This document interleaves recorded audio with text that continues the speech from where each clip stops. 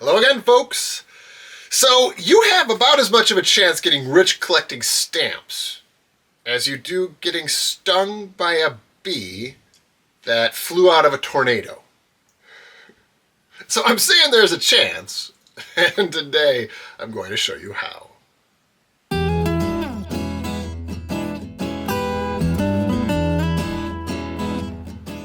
Today's journey in philately is going to take us to the British Isles in 1841. I am familiar enough with this story to share it here. I am, however, not an expert in British philately, so please feel free to drop comments in the comments section below to share what you know. It is 1841, and the penny black has been in usage for about a year. The penny black was the first stamp ever issued for use in a postal system. It is historic and beautiful. It was oftentimes canceled with a red ink and a Maltese cross cancel, much like this. And unfortunately, that ink was pretty easy to remove. And so counterfeiters started using these stamps, removing the cancel, and then using them again. And to prevent that, they re-released the penny black, but in two different colors. The first was blue, like this pair. Isn't that cool? I love that so much. And then the second color was red. And it was issued, again, imperforated. And there is the red version.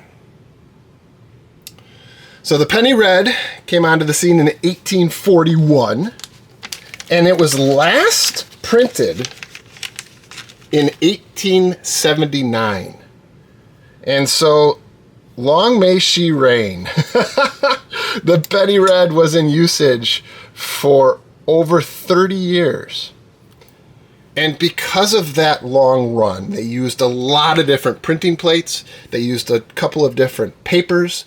And so collectors quickly identified some varieties, some different printing plates that were more scarce. And so, to this day, there are many collectors who are still trying to complete the set of penny reds. I'll get into how you identify what penny red you have in a minute, but let me just say for now, I put air quotes around complete the collection of penny reds because someone can help me out with the actual number of completed sets there are. They're not many. And the reason for it is the elusive plate number 77, which we will discuss in a minute. And that is the stamp that, if you find it, you have found a stamp that is worth upwards of $500,000 because that plate was so scarcely used. Again, I'm going to put some links in the description down below for expert advice and expert wisdom because I haven't specialized all that much in this area. And one of the reasons is that it can be a challenge to figure out what penny red you have. And so here is one part of my penny red collection. Here is another. They are common stamps. And so I know I'm not alone in just lumping my penny reds together and enjoying the heck out of them because they're beautiful stamps, and thinking at some point I'll get around to identifying which ones I have. Well, today is that day, and a special thank you to the new friend of my channel who has provided me a tool that should help me in this process, and then has also offered you a special discount on that tool. All right, so let's take a look. Alrighty, so I received this in the mail and was asked to review it. It is a 7-inch LCD digital microscope. And when I received it, I thought, what in the heck am I going to use this for? And then I realized, oh man, I am reaching an age when this guy is becoming more and more challenging.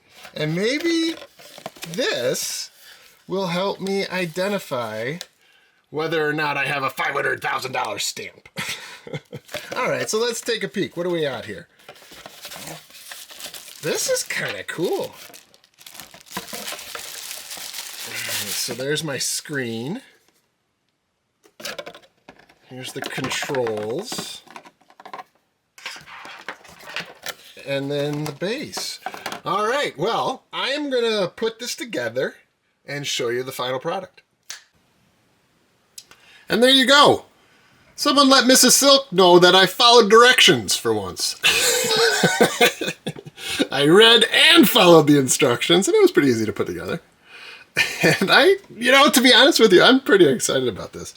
So when it comes to the penny red, the letters in the corner will tell you and tell an expert exactly where this stamp was in the pane that it was printed on. Fascinating. Absolutely fascinating to me. I'm not going to explore that side of it. What I am going to try to do is to determine which plate it is. And the plate numbers on the penny red you can find in the scroll work on the side, on the frame of the stamp. And to the naked eye, it's almost impossible to read, especially when it's obscured by a cancel like this. And even with a magnifying glass like this, it can be a challenge to identify the numbers, oftentimes because of the cancel that's over it. And so let's see how this electronic microscope works. So you just put it down and you can kind of position it. We're looking at the scroll work on the side, and what we're looking for are plate numbers. You can start to see it right there.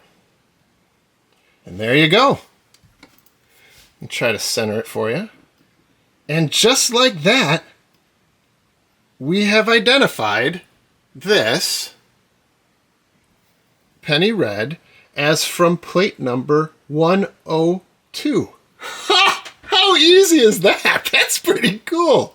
And you can see why this is so hard to do. That 2 is obscured by the cancel. And so even under a handheld magnifying glass like this, it's almost impossible. But with this microscope, you can read it as plain as day. That's pretty cool. 102. Okay, so if you are looking for a $500,000 stamp, you are looking for lucky sevens. 2 sevens next to each other in the scroll work for plate number 77. You find that one, my friend. First of all, take it to an expert, have them verify it, and then after that, do a happy dance. Because you've been struck by a bee that flew out of a tornado. You have hit the jackpot. But even if you're not a treasure hunter, if you're just a humble stamp collector like me, this is a pretty handy tool. You know, you can see the detail of your stamp really easily. There is a link in the description below for you to learn more about this product, along with a special discount for Silk on the Web followers or subscribers, so thank you. If you like today's video, please go ahead and like it and do subscribe to the channel. It means a great deal to me. Till next time.